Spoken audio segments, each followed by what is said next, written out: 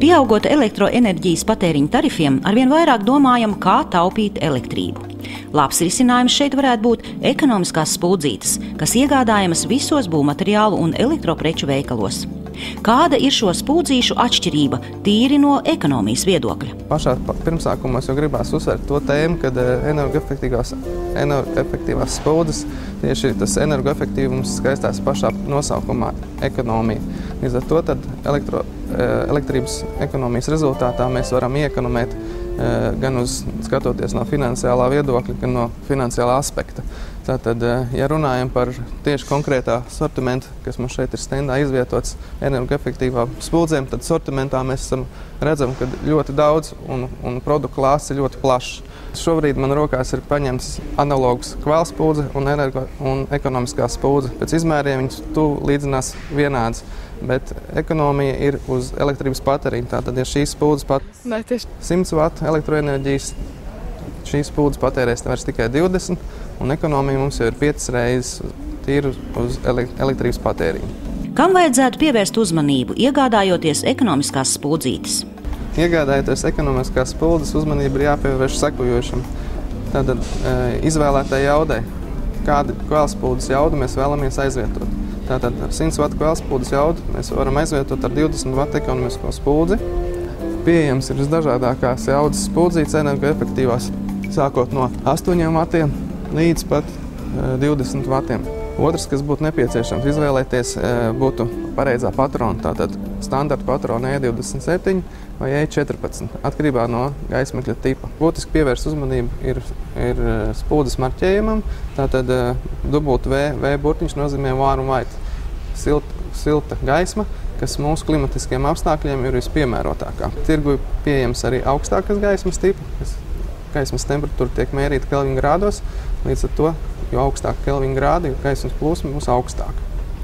Philips sortimentā tiek piedāvāta 2 veidi ekonomiskās spuldzes – caurulīša tipa un kolbas tipa.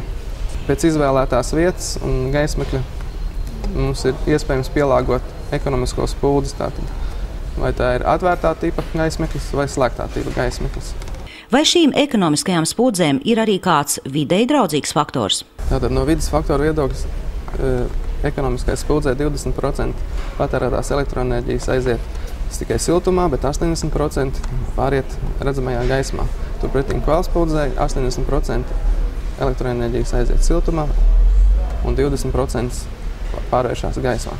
Ņemot vērā tomēr to, ka ekonomiskās spuldzītes ir dārgākas, kāds tad ir to paredzētais degšanas ilgums?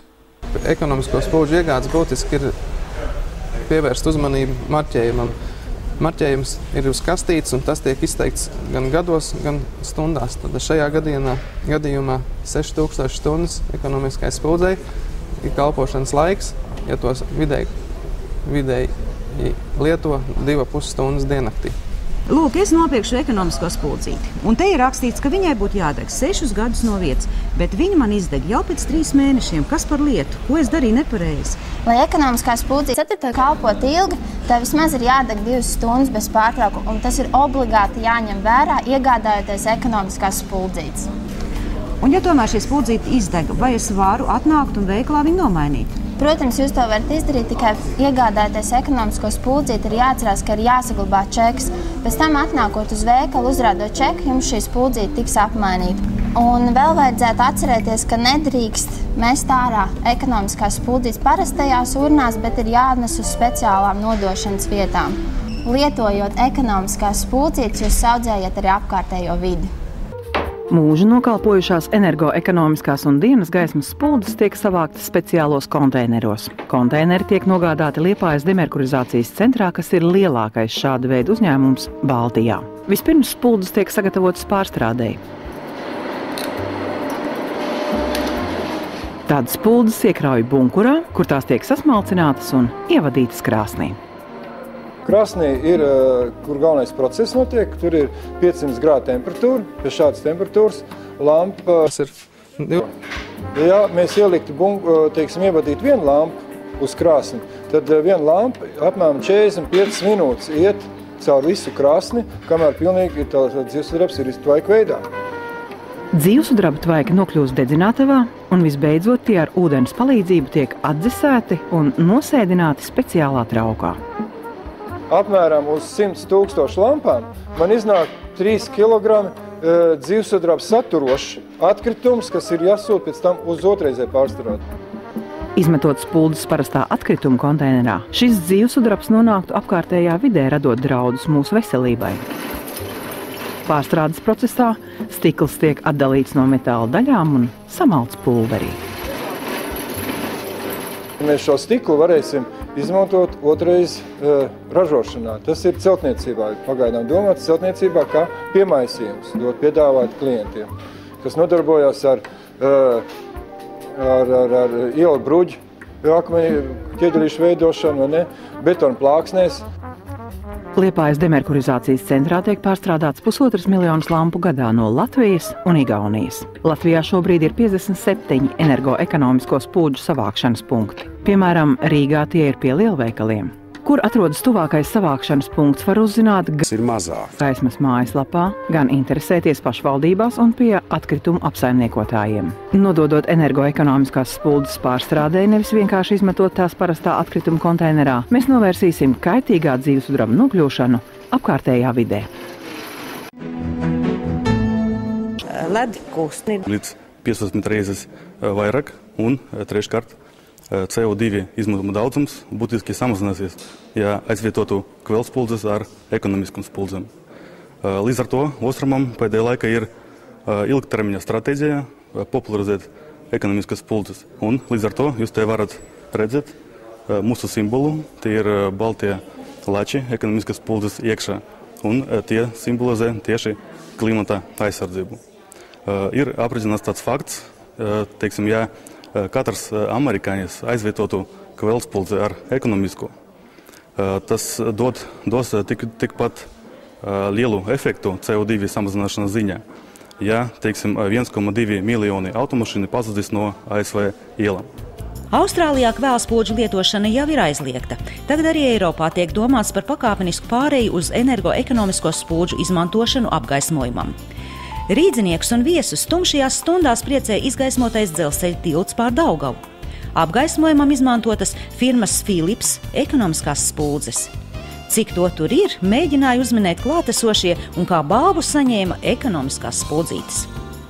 Tirzniecībā tiek piedāvāts arvien daudzveidīgāku formu lampas. Kādas ir to īpatnības, vislabāk zina tirgotāji. Bet, kad lampa ir degusi 6000 stundas, tās mūžs ir galā. Mums ir patiesi gods piedalīties šajā projektā, jo mēs uzskatām, ka tā ir tāda svētīga lieta audzināt Jelgavas sabiedrību, taupīt elektroenerģiju. Un ekogaismas būtība šajā projektā ir tāda, ka viss šīs energoekonomiskās spuldzes kaut kad izdeg. Un tā kā šīs spuldzītes satur dzīvsudrabu, tad, protams, to var uzskatīt par kaitīgajiem atkritumiem. Un tātad, ja kaitīgie atkritumi, tad šīs spuldzes ir pareizi jāsavāc atpakaļ no iedzīvotājiem. Un šajā ziņā Jelgavā ekogaisma ir izveidojusi 2 savākšanas punktus. Viens atrodas Dobeles šosejā 34, Jelgavas komunālo patērētāju teritorijā, un otrs savākšanas punkts atrodas Dzelzceļnieku ielā 8A sadarbībā ar Sijā Zemgales metāls. Cik atsaucīgi ir jelgavnieki? Bieži viņi apciemo šos punktus? Vispārīgi jā. Tātad Jelgavā uz doto momentu, ja nemaldos atmiņu nemiļ, tad pēdējā pusgada laikā mēs esam savākuši apmēram 20 000 spuldzes. Mūsuprāt, tas nav slikts rādītājs. Es uzzīmēju komiks par veselīgu apgaismojumu. Un es ļoti cerēju, ka es vinnēšu, un es arī esmu tā kā vinnējusi. Šeit. Tavs darbiņš ir viens no labākajiem, ja? Jā. Ko tu uzzīmēji konkursā? Es uzzīmēju egli, kuru sūtīs uz Brazīliju. Pat uz Brazīliju? Jā. Un ko tu konkursa rezultātā uzzināji par šīm ekonomiskajām spuldzītēm? Es uzzināju, ka tās ilgāk kalpo nekā parastās spuldzītes. Vai tev mājās arī tādas ir? Nē. Nav. Bet, tad laikam pasaka māmiņai, lai viņa tādas iegādājas. Labi. Man bija tāda iespēja piedalīties visos Enerlīna rīkotajos semināros, un apmēram, ja nemaldos, mēs piedalījāmies 6 skolās un lasījām tādas saucamās lekcijas. Un patiesībā skolēni ir tā patīkamā sabiedrības daļa, kas ar interesi uztver visas šīs jaunās lietas, un patiesībā, manuprāt, man likās, ka mēs guvām atsaucību, ka viņi mājās ies un stāstīs saviem vecākiem, ka vajag kvēlspuldzes nomainīt pret energoekonomiskajām spuldzēm, un tad, kad šīs spuldzes izdeg, energoekonomiskās spuldzes, tad attiecīgi aizvest arī uz savākšanas punktiem. Man liekas, ka ar jauno paudzi viss ir kārtībā. Vairāk gaismas par mazāku naudu. Tas ir tik vienkārši. Samazini savu rēķinu par apgaismojumu līdz pat 80%, nezaudējot gaismu. Taupot enerģiju, tu saudzē arī vidi.